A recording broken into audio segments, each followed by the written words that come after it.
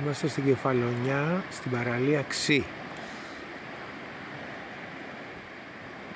Είναι μια παραλία πολύ διαφορετική από τις άλλες, επειδή αυτά τα πετρώματα, τα άσπρα, είναι αποθέσεις αργυλικές, πιθανώς νεογενούς χρονολογίας, και καλύπτουν μια πολύ μεγάλη έκταση. Σε ορισμένα σημεία οι αποθέσεις είναι αρκετά ψηλές, δημιουργούν και μικρά σπήλαια από κάτω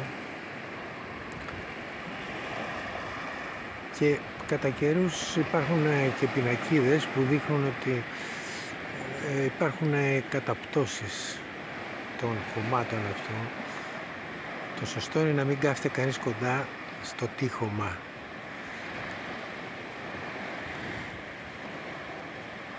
Ένα άλλο χαρακτηριστικό της παραλίας αυτής είναι ότι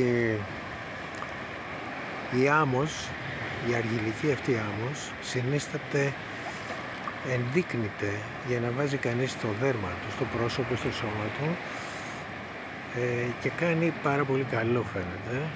Τεντώνει το δέρμα, την επιδερμίδα. Παρόμοιες αποθέσεις υπάρχουν και στο γυαλί της Νησίρου, ας πούμε. Είναι αυτά τα άσπρα πετρώματα σε στρώματα.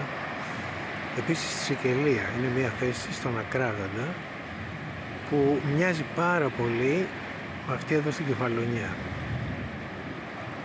Αυτές οι παραλίες μαζεύουν και πολύ κόσμο, έχουν μια αρκετά καλή φήμη στους ξένους τουρίστες.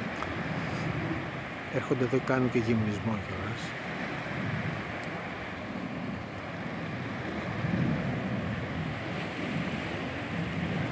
Στο βάθος το ψηλότερο βουνό της Κεφαλονιάς, ο Ένος, που είναι κατάφυτος ακόμα και στην κορυφή. Σήμερα, παρόλο που είναι αρχές Οκτώβρη, είναι σαν καλοκαίρι.